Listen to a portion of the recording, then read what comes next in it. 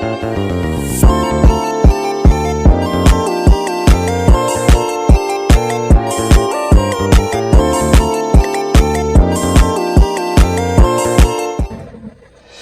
pagi teman-teman. Kami dari kelompok 4 ingin menjelaskan tentang pemeriksaan kolposkopi. Selamat menyaksikan. Baik, sebelum kita ke pembahasan pemeriksaan kolposkopi, kita kenali dulu nih salah satu penyakitnya, yaitu kanker serviks. Kanker serviks atau kanker leher rahim merupakan kanker pembunuh wanita nomor 1 di Indonesia. Maka dari itu, pentingnya dilakukan pemeriksaan terhadap kanker serviks sejak dini. Semakin dini dideteksi, semakin tinggi pula tingkat keberhasilan terapi kanker serviks. Kanker serviks adalah kanker pada sel leher rahim akibat paparan virus kuman papilomavirus atau sering kita sebut dengan HPV. Oleh karena itu, salah satu pemeriksaan terhadap kanker serviks yaitu pemeriksaan kolposkopi. Pemeriksaan kolposkopi adalah mengevaluasi permukaan epitel serviks dengan menggunakan pembesaran. Alat yang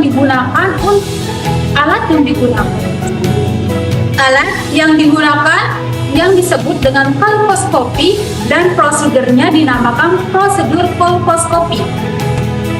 Kolposkopi adalah cara untuk melihat dari dekat kondisi leher rahim untuk menemukan perubahan sel atau sel-sel abnormal di leher rahim yang berpotensi menjadi kanker.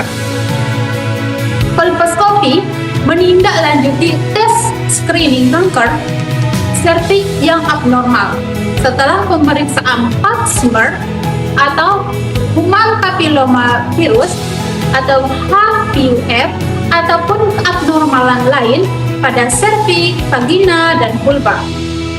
Selain serviks, kolposkopi juga dapat mendeteksi kelainan seperti perdarahan abnormal dan infeksi virus, bakteri, parasit, dan jamur. Baik, selanjutnya kapan pemeriksaan kolposkopi perlu dilakukan? Kolposkopi biasanya dilakukan bila ditemukan sel abnormal setelah screening serviks atau pap smear. Dokter yang melakukan tes screening menganggap leher rahim Anda tidak terlihat sehat, sebagaimana mestinya. Didapatkan hasil yang belum pasti dari screening serviks, riwayat pendarahan tidak normal dari vagina, atau pendarahan setelah berhubungan seksual. Nah, teman-teman bisa lihat, ini adalah gambar pemeriksaan kolposkopi tersebut. Nah, di mana dimulai dengan memasukkan spekulum, kemudian dialat dengan lensa objektif dengan menempel di pemeriksaan dan lensa yang satunya menuju serviks. Nah, posisi kolposkopi dan spekulum selama kolposkopi. Bisa dilihat. Bagaimana prosedur pemeriksaan kolposkopi? Pemeriksaan kolposkopi dilakukan di atas meja ginekologis dengan waktu sekitar 15-20 menit dan dapat dilakukan saat rawat jalan. Ini coba lihat gambarnya. Prosedur antara lain yaitu pasien duduk di atas meja ginekologis, alat yang bernama spekulum dimasukkan ke dalam vagina dengan lembut dan perlahan. Dokter atau perawat akan melihat ke dalam leher rahim dengan menggunakan kolposkop dari luar vagina. Kolposkop ini berguna agar dokter atau perawat dapat melihat lebih jelas bagian yang dapat terlewat pada pemeriksaan dengan mata telanjang. Saat tes, stop setup dapat dioleskan ke lendir serviks agar area serviks dapat tampak lebih jelas.